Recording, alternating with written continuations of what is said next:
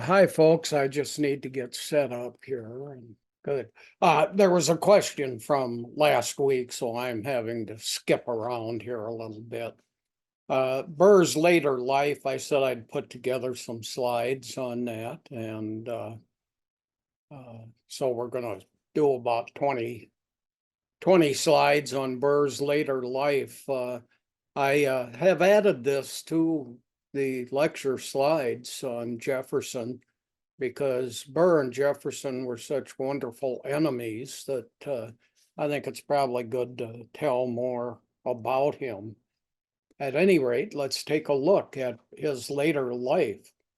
Uh, After the scandals that he'd gone through, uh, sex scandals, marriage scandals, invasion of Louisiana territory, the Hamilton Burr duel, etc. He changed his last name to Edwards, which was his mother's maiden name. And in addition to people not yelling at him as a result, he also was able to avoid some of the creditors he had because his debts had been large. He ended up eventually changing his name back to Burr. He moved to New York City in 1812. He was 56 years old. I want to go back a second. Yeah, let's see. Okay. He eventually moved to New York City. This is a house that he lived in New York City. It still exists.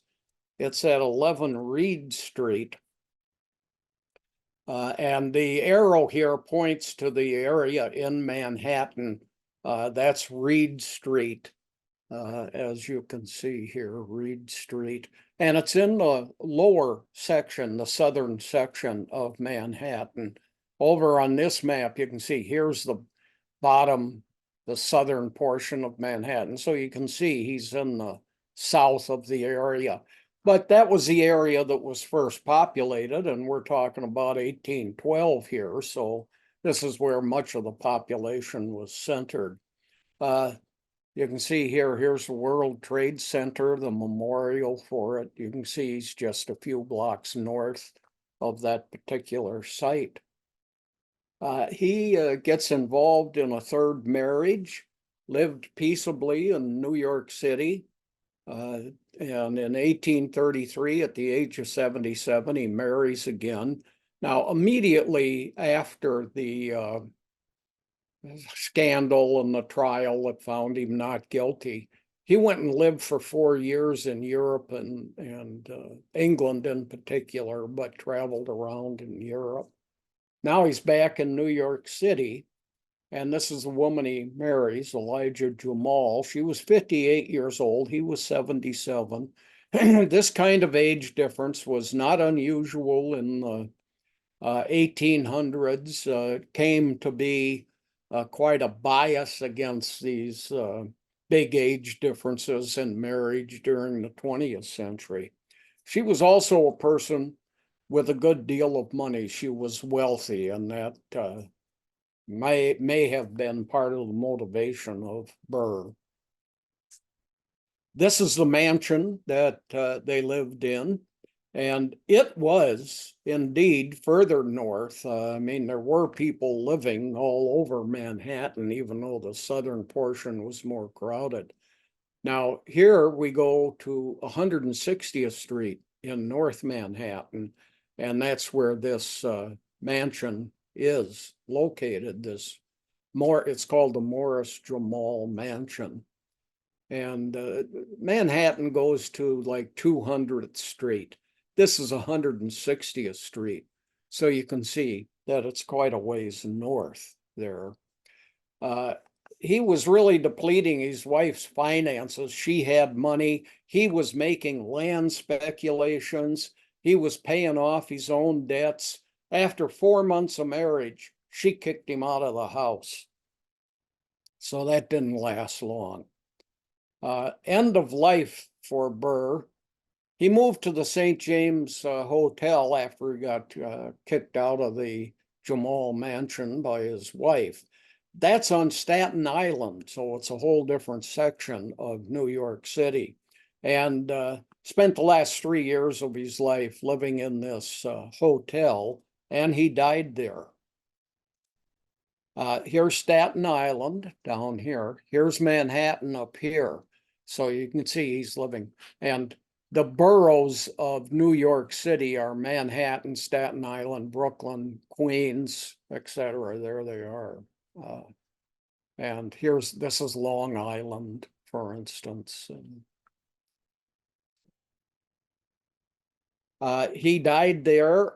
It was not uncommon for famous people to have a death mask made of themselves when they died. So a person would come in with plaster-like substance, place it over your face, remove it, and then they could make these death masks. And this is Aaron Burr's death mask. This is his signature. And that's it. Let me move forward to 8:02, and we're ready to resume our Jefferson lecture. But anyway, thanks for that question. I've added those slides to Burr's history earlier on in the lecture, in case I ever do it again. Anyway, we are going to take a look at some of Jefferson's actions as president. Most of these actions are undoings, and there's a total of 10 of them. He didn't like what his predecessors had done. Both Washington and Adams were Federalists, believed in a strong federal government. Jefferson was a Democrat.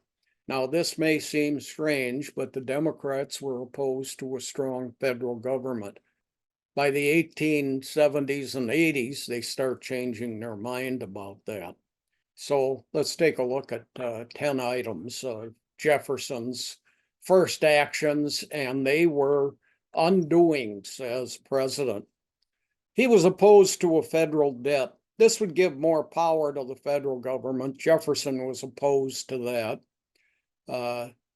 The federal debt when Jefferson took office was $83 million. That's about $2 trillion today in January of 2024. The current federal debt is $34 trillion. So he actually was opposed to almost everything totally federal. Now, I like to tell people, when you listen to a lecture, there's 5 things to listen for. I've handed out that sheet of paper when I've had classes in person, telling you here's how to listen to a lecture. I've also mailed it out in my weekly mailings. At any rate, one of the items is compare some of these historical events to modern times. So let's talk about the Trump presidency for a minute. When Trump left office, the national debt was $30 trillion, of which during the 4 years of the Trump administration, $7.8 billion was a deficit. Trump is responsible for like 24.8% of the federal debt at the time he left office. And this is the Republican Party that regularly talks about not liking the federal debt, not wanting to approve the federal budget, etc. So by comparison, I mean, here you've got the Democrat Jefferson opposed to a big federal debt. Now you have Republicans opposed to it, but in the case of Donald Trump, not practicing it. The proposed debt that's been approved for 2024 is $1.59 trillion. The defense part of that budget is 888 billion for this year. That's 56% of the budget. And actually, there's a lot of military spending that is hidden. There are also arguments about what should you count. Should the CIA be counted as part of the military budget? It isn't. It's a separate item. So that's all things of interest also. Jefferson also eliminated the tax on alcohol. We've gotten that back. But this tax on alcohol led to the Whiskey Rebellion. Farmers would go grow grains. Well, grains took up a tremendous amount of space when you start to ship them. And of course, everything was done by horse-drawn vehicles on difficult roads. And so if you took that grain and made it into alcohol, it took up a lot less room. Now the federal government says, hey, we need to pay off the Revolutionary War debt, and we're going to do it by taxing alcoholic beverages. Well, the people that make it alcohol, farmers, went berserk. This revolution or rebellion was centered mostly in Western Pennsylvania, but there were groups of people protesting it and arming themselves and marching on government buildings to show their protest in many of the colonies. Today, the federal tax on, let me go back on that. I wanted to mention that a lot of historians say this was the true American Revolution. The 1776 Revolution was really between the wealthy people of the colonies and the wealthy people of England. And the colonies managed to gain their independence. It was not people rising up against their leaders. It was really an economic war about who's going to control money and finances in the colonies. So this Whiskey Rebellion 1791 was people rising up against their leaders saying, we don't like this tax on whiskey. Kind of a better definition of what a revolution is than the 1776 American Revolution. Tax on alcohol over the past year, if it's a distilled product, such as brandy or whiskey, things like that, there's a 40% tax. Wine is at a 12% tax and beer at 5%. And then there's a Minnesota tax on all alcohol items also that runs at 9.375%.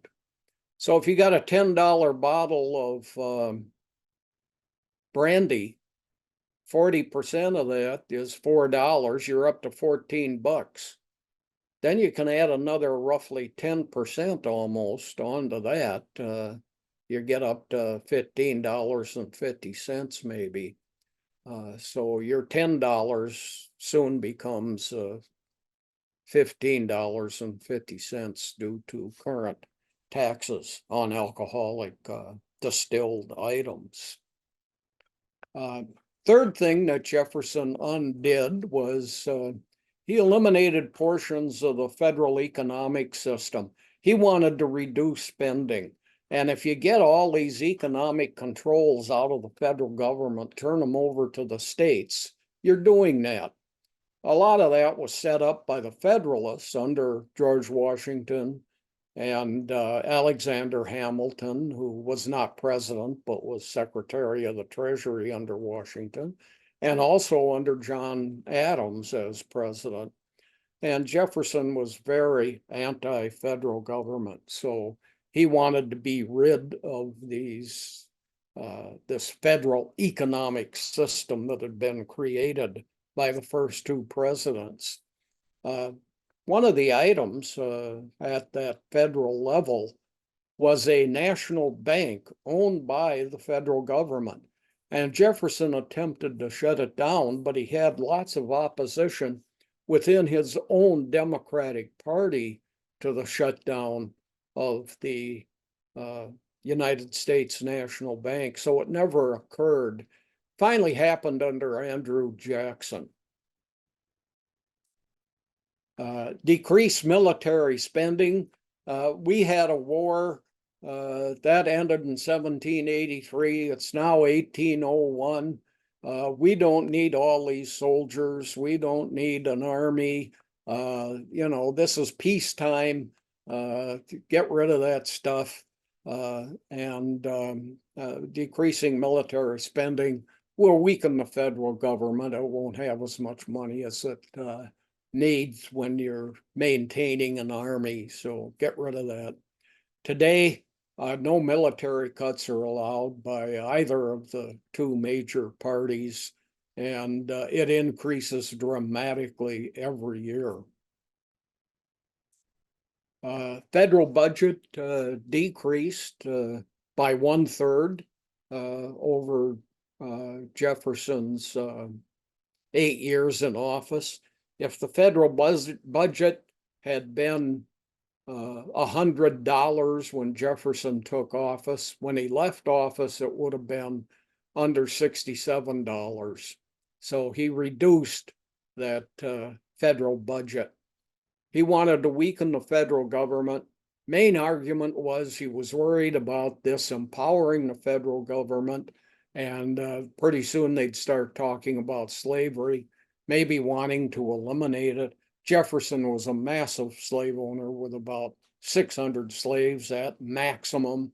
So most people contend that what Jefferson was really doing in undoing federal power was protecting slavery. The Alien and Sedition Acts were passed under John Adams, and Jefferson got rid of them. The Alien and Sedition Acts controlled speech and other rights, other freedoms. And then the alien part of the word in that act is there was lots of concerns by John Adams as to immigrants. Now that should sound very familiar today. So aliens, and that's people that have emigrated into the country, need to control them. They could be changing what we've got here. And sedition, which means people that were making comments, rude comments about the United States government. People were tried, sent to prison for making such remarks.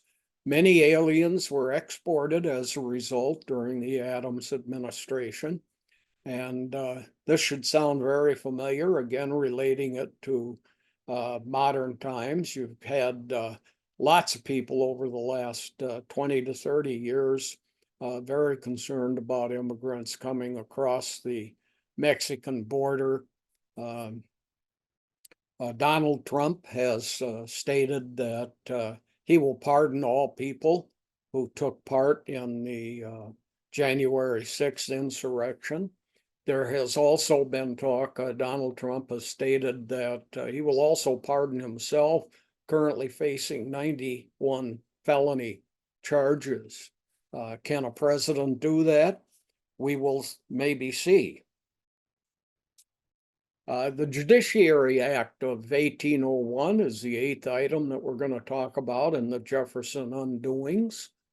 This allowed Adams to appoint a lot of justices. Now, this is an act of 1801. So in March, the president was sworn in during Jefferson's day. That changed under Franklin Roosevelt in January. The president now takes over.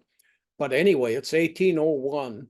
You got 2 months basically and 4 days before Adams leaves office and Jefferson is sworn in as president. So Adams gets a law passed that he can appoint a whole bunch of justices, which he does. And as soon as Jefferson takes office, he says, this was a guy packing the justice system with his appointees, and Jefferson got Congress to repeal that Judiciary Act of 1801, and he then fired, or more kindly stated, removed all these judges that John Adams had appointed. Now, this could sound familiar, again, comparing it to today. Remember Mitch McConnell? It was 10 months before the election in 2008, and there was a vacancy on the Supreme Court. Obama declared an appointee, and Mitch McConnell said, we're not going to consider it. It's too close to the election in the fall. It's just 10 months off. No president should be allowed to appoint somebody his last year in office. Let's see who gets elected. And sure enough, Donald Trump got elected. Then when Donald Trump had 6 weeks before the election in 2020, Mitch McConnell considered a Trump appointee. And this gave Trump a total of 3, or 1/3 of the Supreme Court appointments that he had made. Excuse me, Judiciary Act, again, 1801. It was Marbury versus Madison in 1803, and it's considered a monumental Supreme Court case. And this is when the Supreme Court said, we can overturn laws passed by Congress, and we can overturn decisions that are made by presidential actions. Kind of an interesting question now. We've had 220 years of the Supreme Court overturning congressional laws and presidential declarations. What about the balance of power? Once the Supreme Court says something, how can it be undone? Well, you might have to pass another act. You might have to pass an amendment to the Constitution, which is pretty difficult to do. Has the Supreme Court become a dead end? I mean, a place where there isn't a balance, or the balance is out of balance between the 3 branches of government? Military Peace Establishment Act of 1802, early passage act during the Jefferson administration, and it was to build a college where we could train Army officials. Didn't include just officers, but scientists, engineers in particular. This is West Point today. The training of U.S. citizens for the military ended the need for the United States to hire foreigners to be officers. There were lots of foreign officers during the American Revolution that were aiding the U.S., especially from France, who didn't like England, and we were fighting England, of course. Same thing with science and engineering people, many coming into the United States from foreign countries, being hired by the U.S. The Library of Congress is the 10th and final item, and this really is not an undoing. This is something that Jefferson really liked and supported. The Library of Congress was established under John Adams, and it became Jefferson's most favorite thing to deal with. The guy was quite a learner, a bookworm, so he loved the idea of a Library of Congress. He made a list of the bylaws that the library could serve under. There are 2 major buildings for the Library of Congress. One is more modern. This one is the original building, and it's, look at how it's built. It's a got these open courtyards here and here, so people working inside can look outdoors. You're not confined into dark spaces with no windows. And this is a major place for holding valuable and important documents from the United States in the past. I've done a lot of work in this building. Here's the area where researchers sit. I've probably been in this building 10 times, I suppose. The University of Minnesota in the 1980s would send me out there to do research. Doing research on a museum for Hubert Humphrey and for Harold Stassen, also famous university graduates, and Roy Wilkins. Roy Wilkins has materials at Smithsonian where I did a lot of work also. So anyway, Library of Congress, it's a big deal. Lots of very interesting documents, especially documents from presidents. There weren't any presidential libraries until the 1950s when the law was approved. And they said any president that wants to set up a presidential library can do so, but he must be alive. Well, Herbert Hoover was still alive, so Hoover got to set one up. And then Eisenhower and others. Franklin Roosevelt was left out because he had died, but he had lots of money, so he had set up a library of his own in Hyde Park. Eventually, the Congress of the U.S. said, well, if you want to give us some of these presidential libraries for people that didn't qualify, we'll take them over. And Franklin Roosevelt, the directors of his library said, yeah, okay, come on in. So Library of Congress set up by an 1802 law, and the president gets to appoint the head of the library there. Let's take a look at other undoings. Donald Trump, along with several other presidents, especially Republican presidents in the modern age, did a huge amount of elimination of restrictions on businesses, especially the elimination of taxes. Taxes going downward, Ronald Reagan's gotten a lot of credit for that, but historians say most of the tax elimination for large corporations and wealthy people occurred under Gerald Ford and Jimmy Carter, and that Reagan has gotten credit for it. So, beginning of World War II, Republicans controlled Congress. During the 1930s, Franklin Roosevelt and Democrats had passed a great deal of what's called New Deal legislation. It was really stuff that helped people. And the Republicans, once World War II started, they began undoing New Deal legislation to the very high degree of 90% of the legislation that had been passed was now eliminated. Let's take a look at the First Lady under Thomas Jefferson.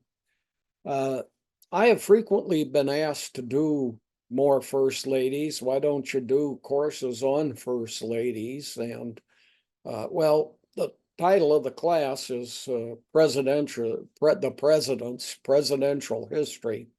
Unfortunately, we have not had a female president in the United States.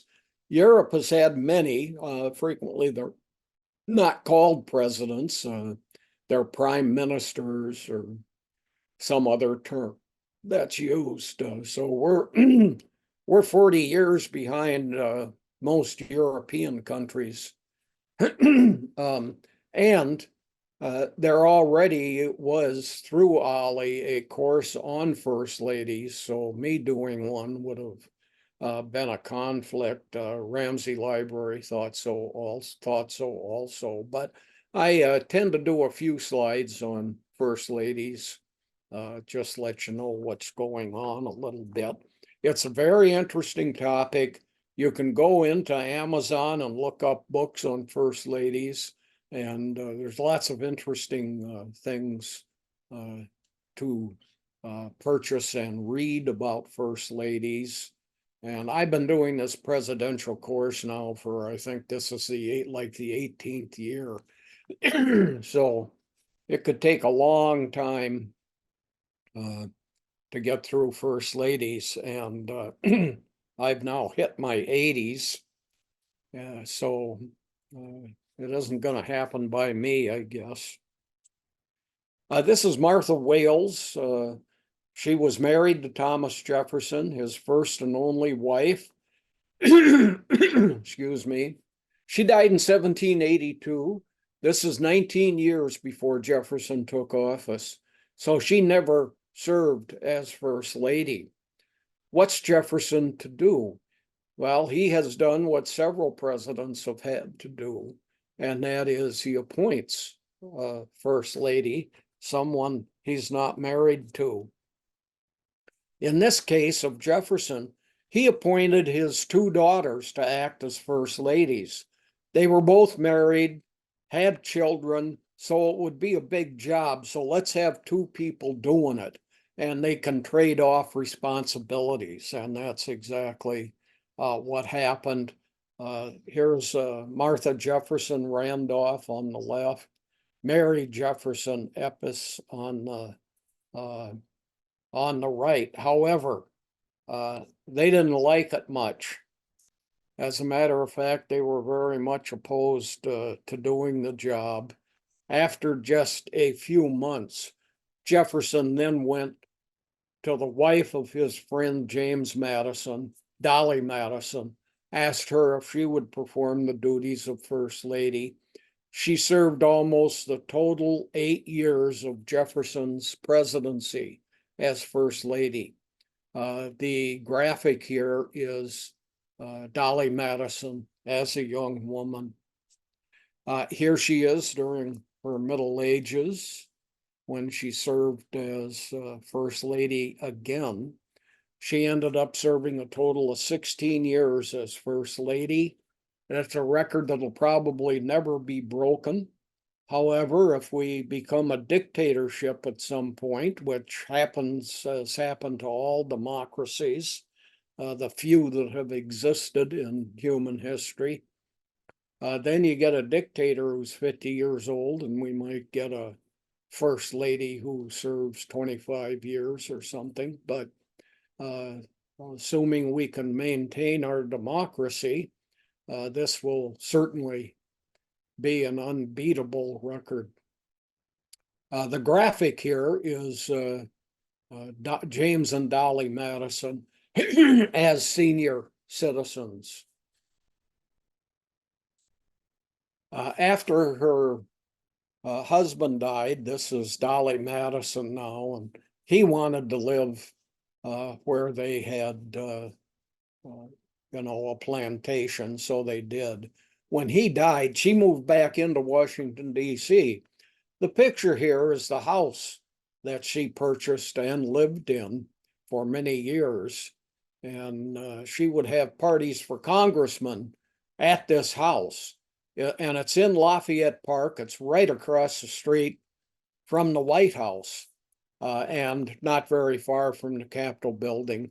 So it was a great place for congressmen to come, have a party, have some drinks, and Dolly Madison would be your hostess. This is the area that we're talking about. Here's the White House, right across the street.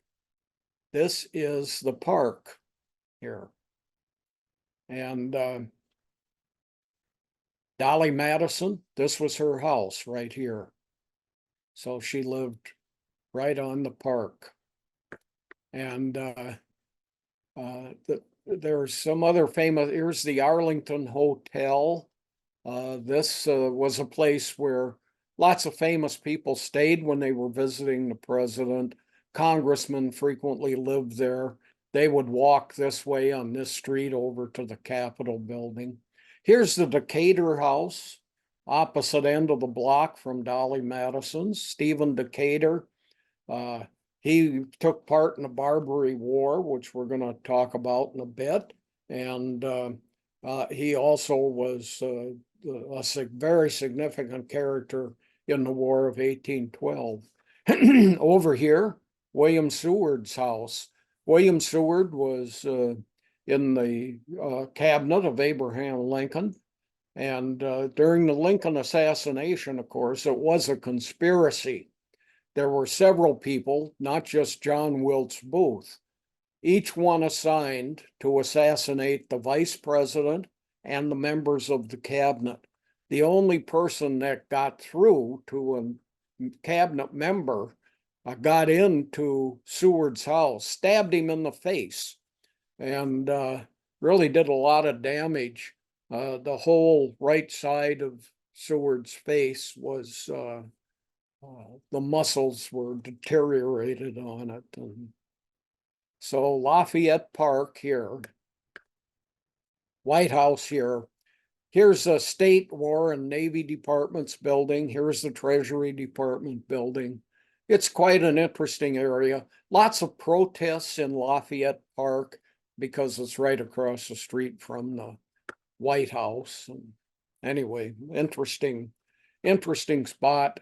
And this was 16-year First Lady Dolly Madison's house near the end of her life.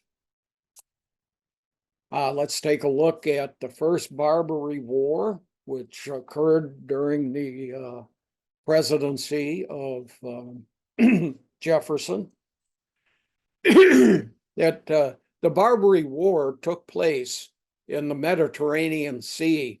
The Mediterranean Sea at this time in the early 1800s was a major trade area for Europe and for the Americas. I mean, there's just a tremendous amount of product that came out of this area. Privately owned U.S. ships would sail in this area and did business there. And so here's a major war now that we're involved in. What comes out of a lot of these wars, according to many historians, is we set up dictatorships for private enterprises within the United States. If there's an election every 4 years in a country that we're trading with, well, then we have to renegotiate trade agreements frequently. You get a different person in there. They want something different. It becomes a big hassle. If you can have a dictator in charge, if there are no elections, then the dictator can serve for life, and you're not having to mess with renegotiating treaties or working on trade agreements in particular. So it's easier to set up these dictatorships. This is kind of what's happened in Central and South America. Well, geographically, Mexico is considered a part of North America. The United States has invaded Mexico 10 times. Central and South American countries have been invaded 70 times by the United States. In many cases, we set up dictators. We've done it mostly for fruit and coffee companies. The dictators then set up very low wages for the workers. They become two-class societies. And now comparing it to today, what do we have? People trying to get out of those situations, crossing into our border, and immigration has become a major issue, especially coming out of Central and South America into the United States in U.S. politics. Here is the Mediterranean Sea where the Barbary War took place. You can see there's Southern European nations on the Mediterranean Sea. They include Spain, France, Italy, Greece, many of those Eastern European countries, Croatia, etc., Bulgaria. Excuse me. In the south, in the Mediterranean, this is North Africa, the south coast of the Mediterranean.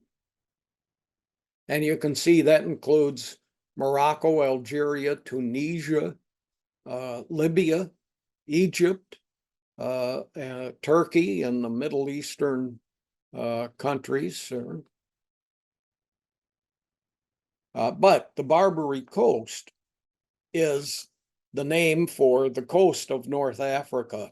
So this is what the war is about, is this North African area, which includes Morocco, Algeria, Tunisia, etc. And that whole area here in gold.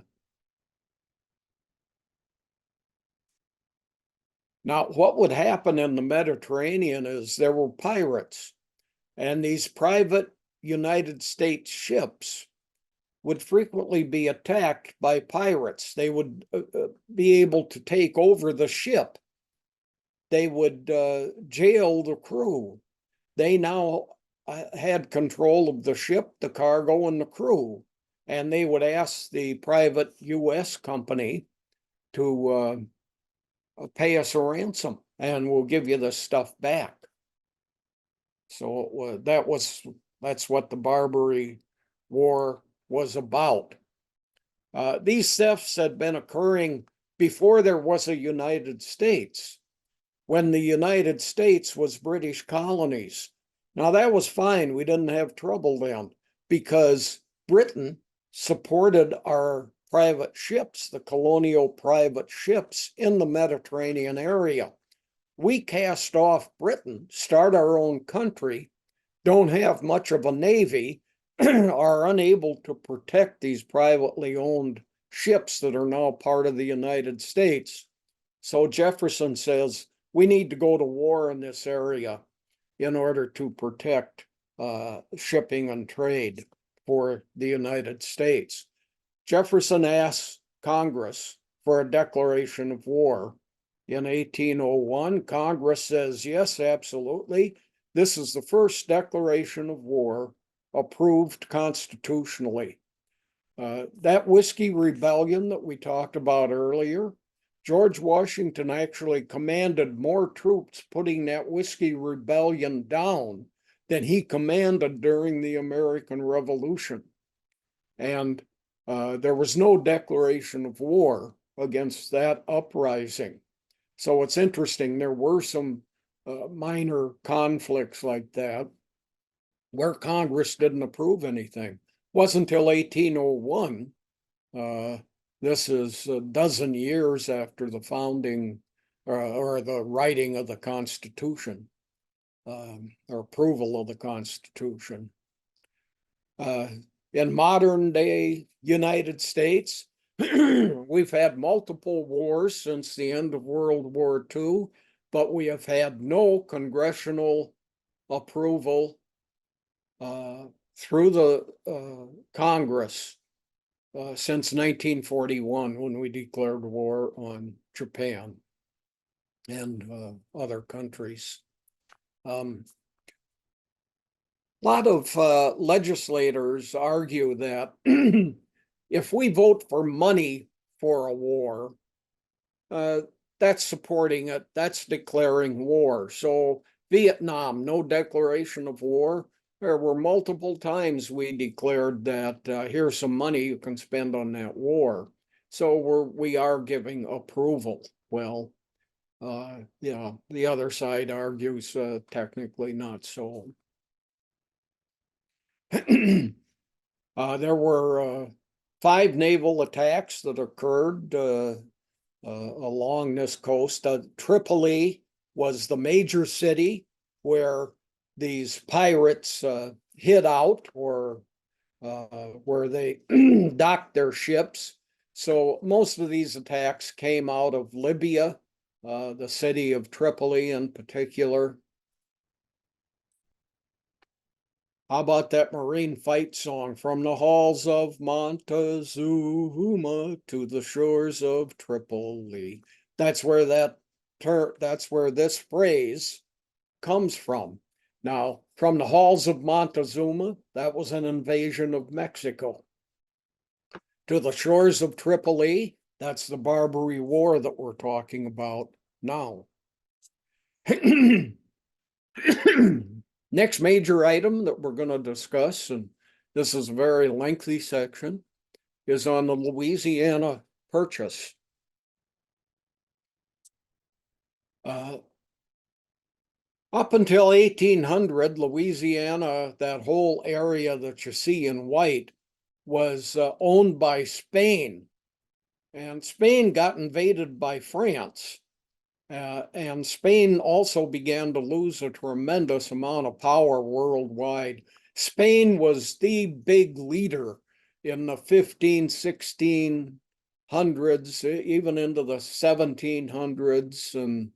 And so for 300 years, the reason they were the people that sponsored Columbus's voyage to the new Americas, which were discovered accidentally, and lots of gold taken out of the Central America in particular, lots of goods and that came back. I mean, there were no tomatoes in Europe.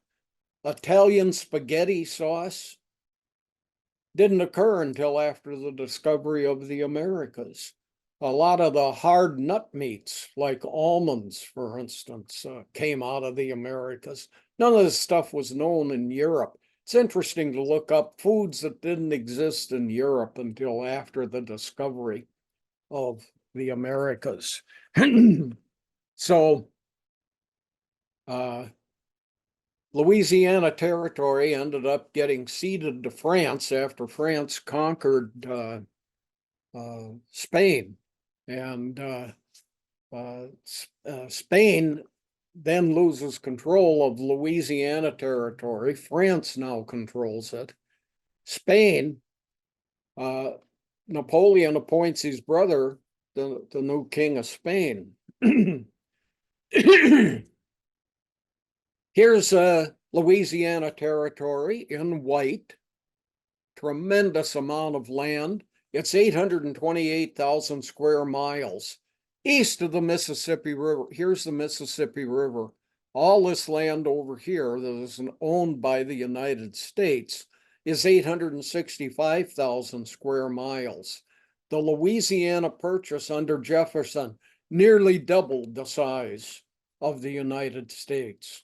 And you can see part of Louisiana Purchase includes a section of the state of Minnesota there. Also includes part of Canada, which once this border was established, the US lost. You can see there's lots of states there. I think it's it's estimated to be like 13 and a half states in that area. Jefferson's concern, what's Napoleon going to do about this area now that the French control it? Will he be charging us money to travel up and down the Mississippi River? Maybe he won't allow travel at all along the Mississippi River. I mean, the main way to get someplace in the early 1800s was by rivers. Roads were cruddy, took a long time. So what kind of restrictions might there be?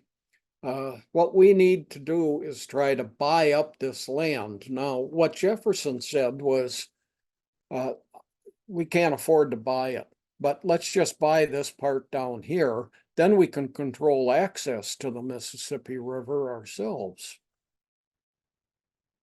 So Jefferson sets up the negotiations. Napoleon agrees to sell, but Napoleon is very concerned about Europe. He wants to conquer all of North Africa. He's looking toward the conquest of Russia. He has conquered nations all around, Germany, those present day countries, Italy, so on, Spain. So he's interested in controlling the Mediterranean Sea area. He doesn't need to worry about some land along long ways away over in North America. So Jefferson says, I want 40,000 acres. Louisiana Territory's 530 million acres. Jefferson's asking for 63 square miles. He's not asking for the 828,000 square miles. So Jefferson offers $10 million for that little chunk in the south, where the Mississippi River drains into the Gulf of Mexico. It's about $200 million in 2020 money by inflation. Napoleon says, no, I want you to take the whole stinking thing. Instead of giving me 10 million, give me 15 million, and I'll give you all of the Louisiana area. That's about $300 million in 2020. Jefferson says yes to the agreement. Most politicians at the time supported the purchase. It was members of the Democratic Party that Jefferson was a member of. Many of them were opposed to such a purchase, such expansion. A lot of it had to do with slavery. He's going to expand slavery into that area. We don't want more slavery. So it was a lot of Northerners objecting. Also, major argument was there's nothing in the Constitution about the United States being allowed to buy up a bunch of land. No allowing of land purchases. This argument about the federal government and the Constitution and so on still goes on today.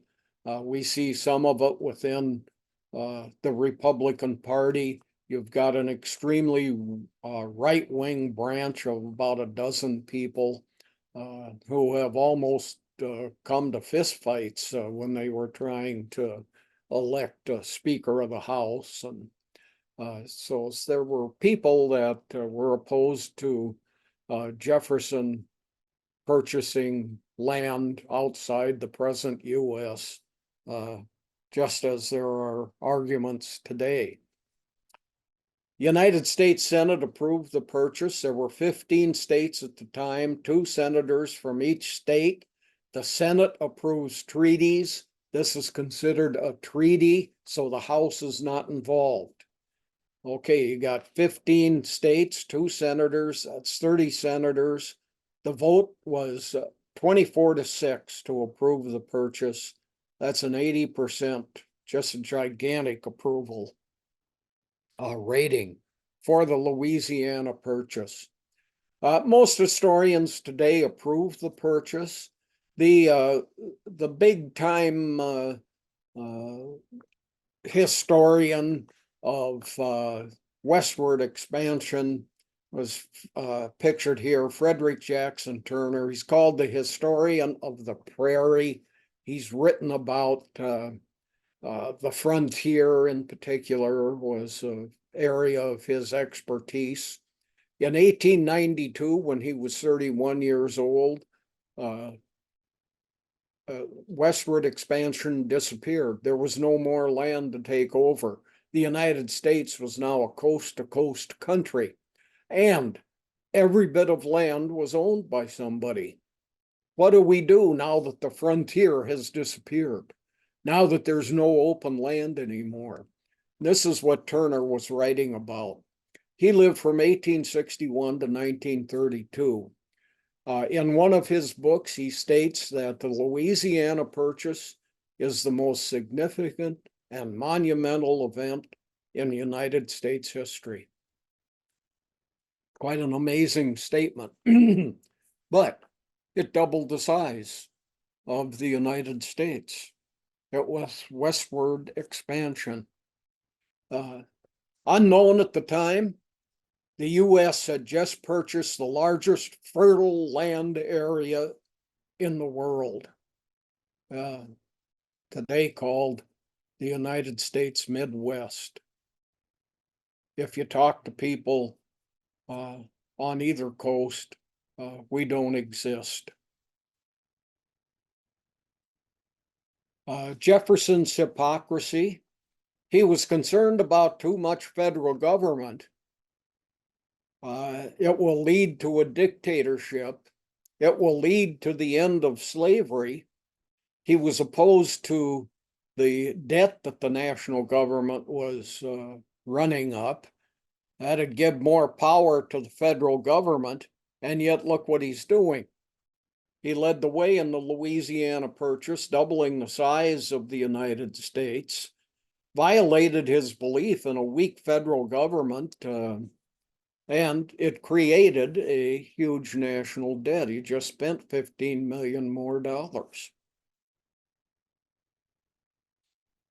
Florida. This is another area that was controlled by Spain and then by Florida, and then by France. Sorry, it's controlled by Spain, then France.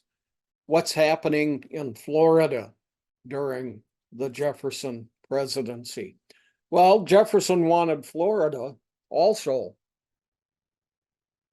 And he had, it had been Spanish, now it's French. So he secretly goes to Congress and wants approval. And Congress, he said, I want $2 million. This is in the year 1805. It's about $49 million today. And he wants this kept a secret that he's going to buy Florida. And the objections that come in Congress is he has come to us and he's trying to influence us. He's messing with the legislative branch. The executive branch should leave the legislative branch alone. They're separate. We're supposed to be balancing power here. This guy is trying to influence us. So the federal government is expanding. That's an objection that congressmen give. And the bill was kept secret for 7 weeks. It was like an iceberg, 7/8 under. You can't see most of it. You're not allowed to see much of it. So you interfere with Congress. You're doing a great deal that is involving federal expansion, and you're doing some of it in secrecy. All things to which Jefferson verbally objected and was opposed to. Well, the bill passed after it was presented to Napoleon, but the purchase never occurred. We didn't gain Florida until 1821, and there was a couple of treaties.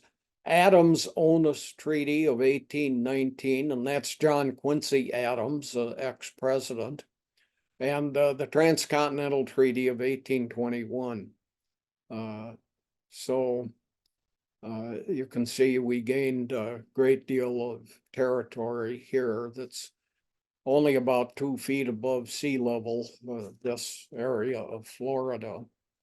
By the time global warming hits its max, Florida will be underwater. Do you think we could ask for our money back? Lewis and Clark expedition. This is still part of the Louisiana Purchase. What's out there? What did we just buy? Jefferson says, okay, I got to appoint a couple of guys and have them go out and look at it. So it's 1803 to 1806. Immediately after the purchase, this arrangement is made. Let's take a look at intro stuff. Yep. What's in this spot out here? It's 1803. So they're going to go have a look at it. There's Lewis on your left, Clark on your right, and they kept a journal, and you can buy it.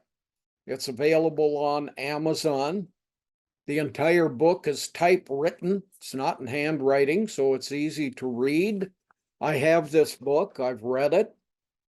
most memorable to me were descriptions of fires in the prairie areas that Lewis and Clark explored. I'm not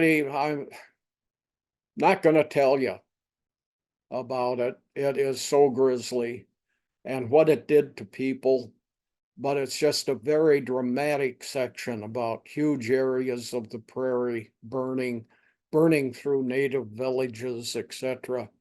Pretty grisly stuff. Second most memorable part was when they got to the Rocky Mountains, they asked native tribes, well, how far is it there, or can we get through these mountains? Yes, you can. What they weren't told is the mountains were 300 miles wide, so they had a heck of a passage through the Rocky Mountains. And then it's even still further until you get to the ocean. See, they're up in here passing through this area. This is 300 miles wide. And then it's even more miles till they get to the ocean. They thought they might be near the end of the thing. And of course, they get up into here, they're outside of the Louisiana Purchase area. Here's rivers. When they went out, they go along the Missouri River here, and they take a northern route, and then the Columbia River, they migrate to the Columbia River and take that out to the ocean. On the way back, they take the Columbia River, the Missouri River, and then Clark splits off and goes along the Yellowstone River, joins up again with Lewis here, and they're back on the Mississippi River and back to St. Louis. Here's the Mississippi River. This is the point where the Missouri drains into the Mississippi River. So this is, can you imagine that? 1803, walking, using boats. Amazing. Here's part of the journal in the handwriting of Lewis or Clark. They had an artist that they took along with them, and he was to draw things that they found. So he would make a drawing, and then they would write around it and describe what it was, so on. There's another one. It's got a bear in it. The time they were gone was from 14 May of 1804 to 23 September of 1806. This is 2 years, 4 months, and 10 days. 28 months and 10 days, 123 weeks and 2 days, or 863 days. You can see there are hours, minutes, 75 million seconds, etc. The big deal is this was 2 years and 4 months and 10 days that these guys were gone. They were gone so long, Jefferson thought they must have all died on this expedition. But it was just bigger than they thought. Lewis and Clark's experience here. Let me check. So this is Stephen Ambrose. Taught it in New Orleans at a university there. Undaunted courage. It's a story of Meriwether Lewis, but he talks about Clark also. It was on this expedition that Clark discovered Sacagawea, who, and that's her name's pronounced differently nowadays, but at any rate, she aided them along the trip for a great portion of it. He took her back into the United States. She had a son. He paid for the son to be educated, but he did nothing. Clark did nothing for the slave named York, who had accompanied him on this expedition. And Clark's diary talks about how he had to have York whipped because he was constantly demanding payment for having gone on the expedition as all the other men on the expedition had received. And he said, or maybe just give me my freedom. Well, you've become uppity. So he had his slave whipped. Lewis experiences.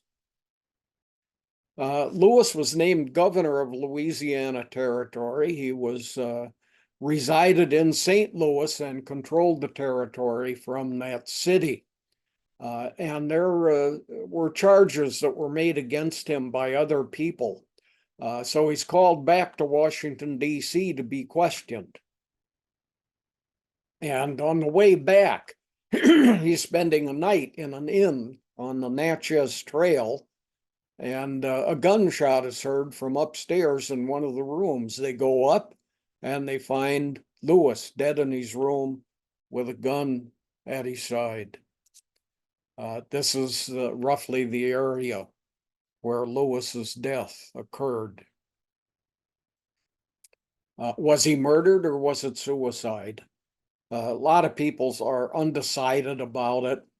However, let's take a look at some things.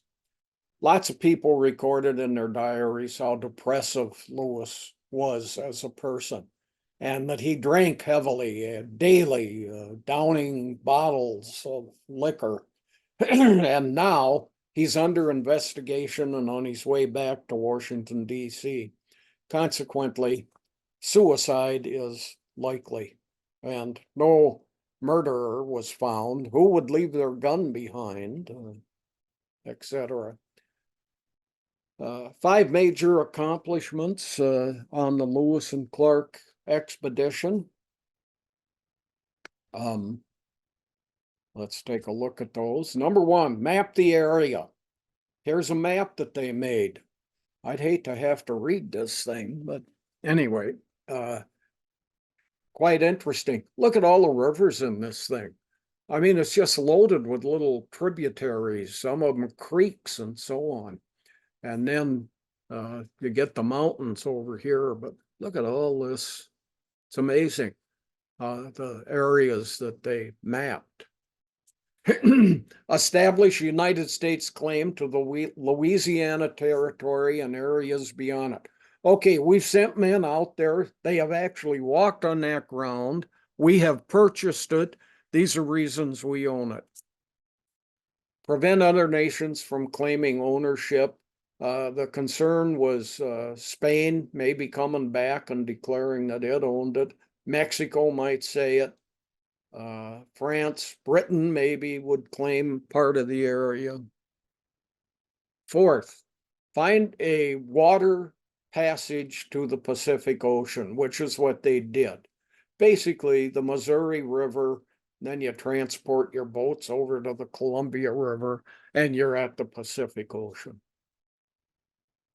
And 5th, congressional approval finally received in order to go ahead and do this. So that was an accomplishment. It really wasn't something that they did on the march to the ocean, but they did need congressional approval. And Congress said it's going to be called the Corps of Discovery, but it came to be called the Lewis and Clark Expedition. That's how we refer to it today. That's the common usage for this term. It got named after the 2 leaders of the group. Jefferson's goals. Here's Jefferson meeting with Lewis, a painting, and he met with him about the expedition. He had things that he wanted done also. Botany and biology. What plants are out there? What animals are out there? Is there anything we've never seen? When Lewis and Clark returned, they had 200 unknown species of plants and animals that they had discovered or at least written about. Here's a book that you can purchase by H. Wayne Phillips, and it's called The Plants of the Lewis and Clark Expedition. And it shows the drawings that were made and the explanations of the plants that were discovered and what possible uses they might have. Here's the Idaho harvester on your left, one of their discoveries. Lewis's monkey flower on the right. Here's a bird and a fish that they had discovered, and species they had not seen before. Minerals. Are there any ores in the area? Jefferson said. Anything that would be of value to us. They found a great deal of limestone, which was a major building material in the early 1800s and beyond. So lots of limestone meant you could go out there and you could build things. That was a difficulty on the Great Plains, where a lot of this land was located. There was some limestone. What do you do in the prairies? There's no forest. There's no big rock formations. What do you build a home out of? They used sod at first. Then they could ship in stuff. Also, they found lots of coal, so you can warm your houses. Excuse me. And lots of salt deposits. Salt contains items that are very necessary. I mean, humans would die without some of the minerals that are found in salt, iodine in particular, and sodium. And so any other valuable resources like that, Jefferson said, find those. Jefferson said, I want fossils. He was a fossil freak. And here is a fossil that was found several months into the trip on 10 September of 1804, found by Lewis and Clark on this expedition. Can the area be navigated? They said, well, the Ohio River comes into the Mississippi River, right where the Missouri River also comes into the Mississippi River. There's a Yellowstone River, a Salmon River, a Clearwater River, and a Columbia River. So here you got all these rivers. Here's the Missouri and Ohio joining up to the Mississippi here. And then the Missouri heading out into way into South Dakota or North Dakota and Montana. Oops, sorry. There. So anyway, they got the rivers recorded. Astronomy.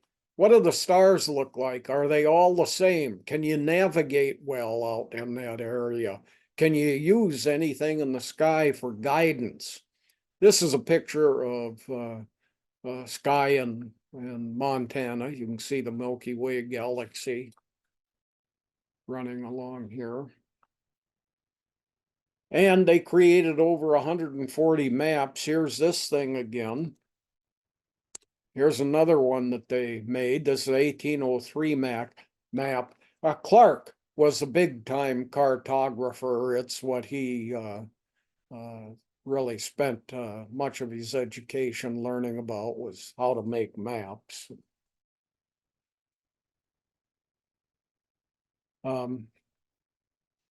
Wondering, Paul, how are we doing for a number of questions? Can I do this section or? Oh, we have only 6 questions. So, and we have 15 minutes left. Yeah, but 6 questions. Yep. Okay, I'm gonna stop. First question. What was the tax rate on alcohol at the beginning and the end of Jefferson's terms?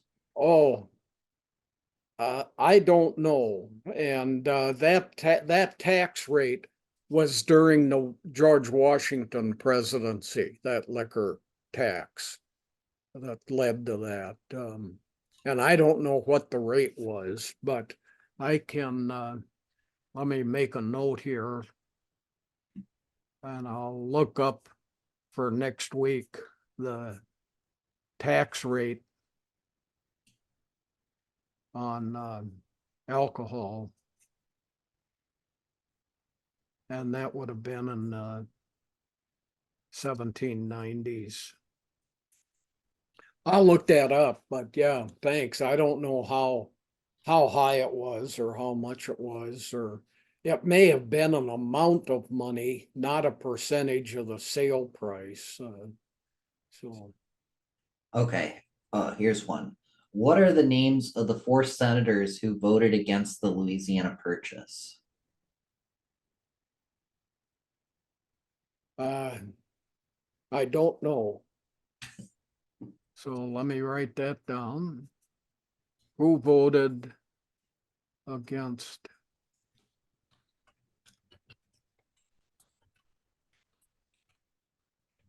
Louisiana Purchase? I'll look it up. Yeah, I don't know. Be interesting to see what states they were from also, because the slave states may have been concerned at how much of this area are you going to allow slaves in? And so, yeah, I'll look it up. Sorry, another one I don't know. All right. Um, so that's right, done. Okay. I think I remember Ambrose's book stating that one of the two couldn't write. Do I have a faulty memory? No, I don't know about that either. I would suspect both Lewis and Clark were able to write, but I'd be pretty surprised if they weren't. Hang on a second.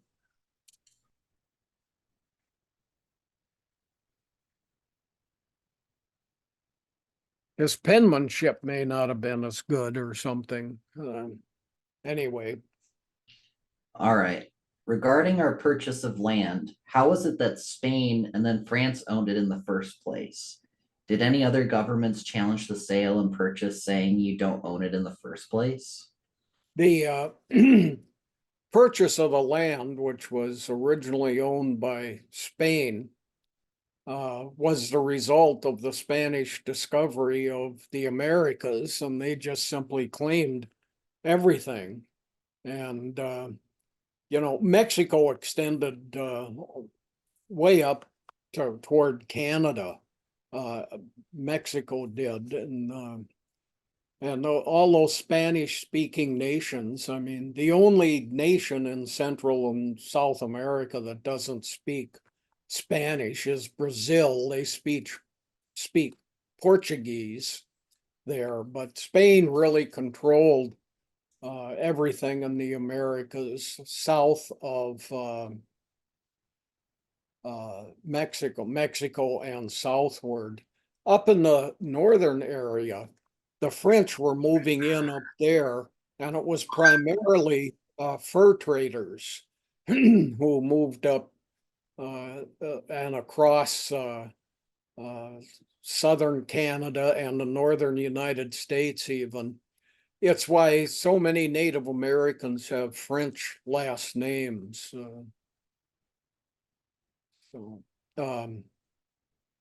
was there some other part have I missed any part of that or Um, no. question?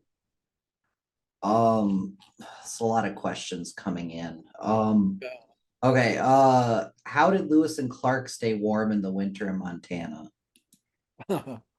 Well, they built encampments, and they followed practices they saw Native Americans using.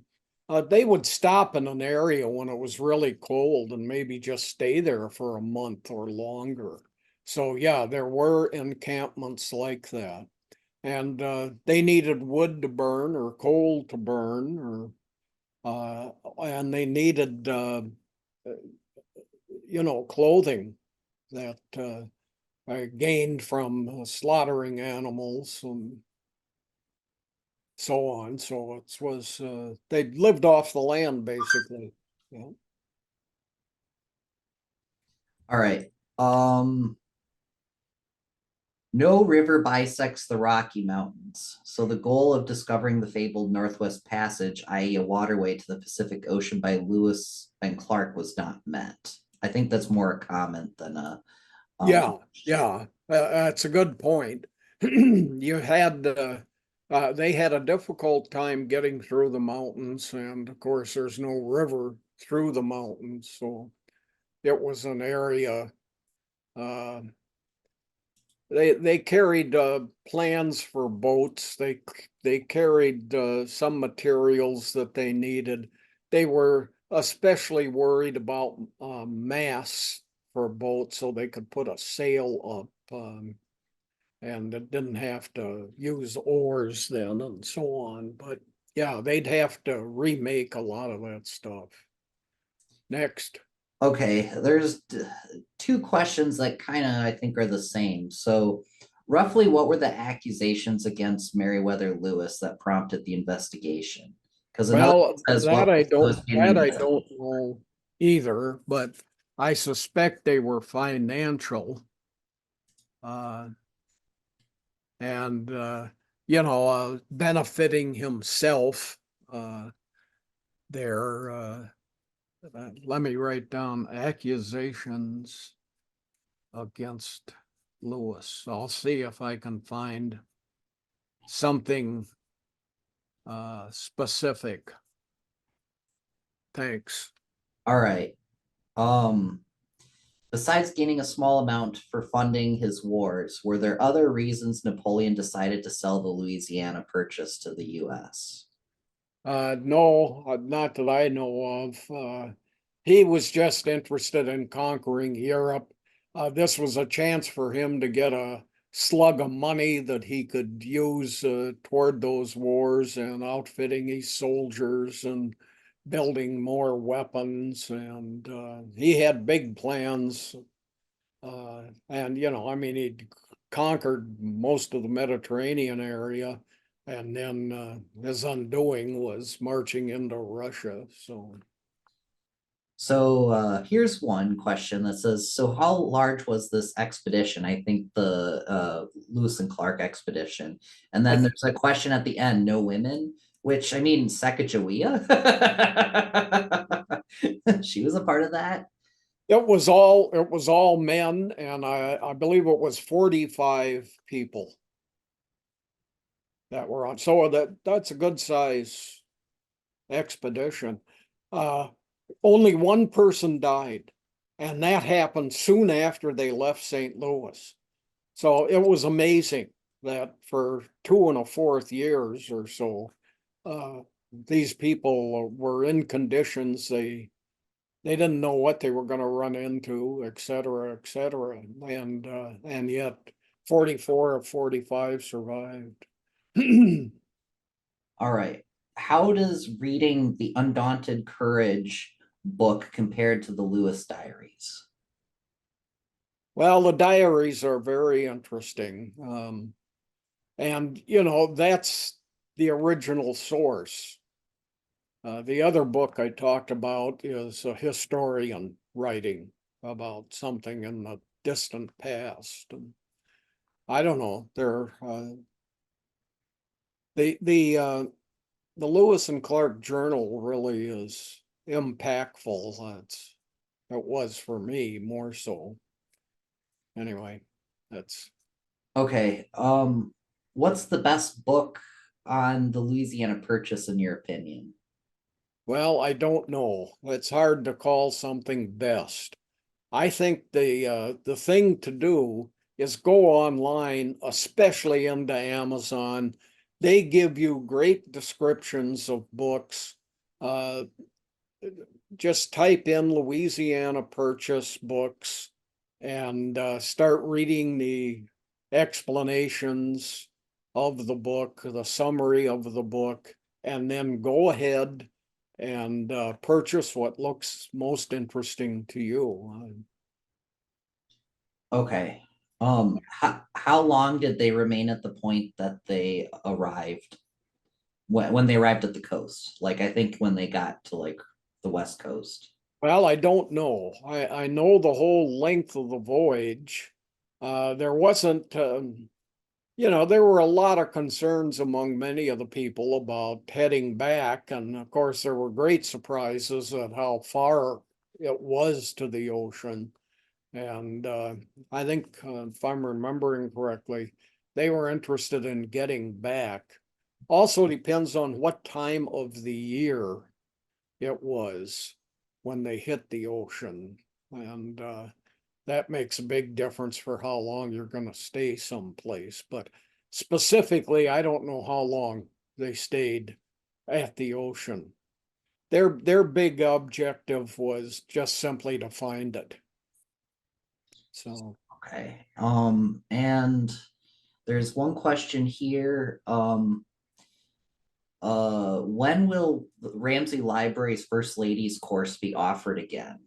I don't know, and what you can just simply go into the Ramsey County and look. Go into their events area. You can send a note to someone in that they have events and classes, I think it's called, is one of the categories you can go into when you enter the Ramsey County website. Go in there and there'll be a place to leave a question. And you can ask, are there any classes on first ladies? Also, you can, if you enjoy reading, look for books. There's lots of them on first ladies. So, And speaking of first ladies, last question. How long was Eleanor Roosevelt first lady? 12 years. And it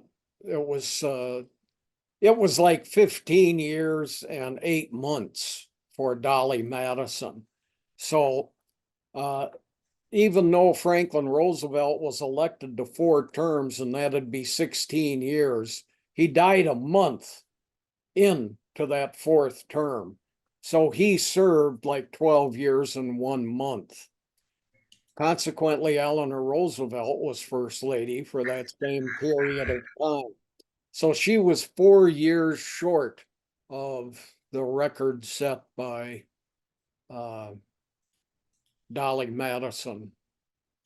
There have been several presidents that have had to appoint first ladies. James Buchanan never married, for instance. And Woodrow Wilson had a period of time when he was president, his first wife died. Then he had about a year where he had someone else serving as first lady. Then he remarried and he was still president. And then his second wife served as first lady. And there are other examples of that. I've talked to a lot of people who say, I never knew a president could appoint a first lady, or I never knew what would happen with a president not having a wife or a first lady, and so on. There were presidents who were elected, like Jefferson. He's not the only one whose wife had died and they never remarried. So that's Well, I think right now it's just past 2. I'd like to thank everyone for coming to this presentation. Do you have any final remarks, JD? Oh, thank you, everyone. See you next week. I'll try to get some of these 4 questions here answered, and thanks for your participation. See you soon.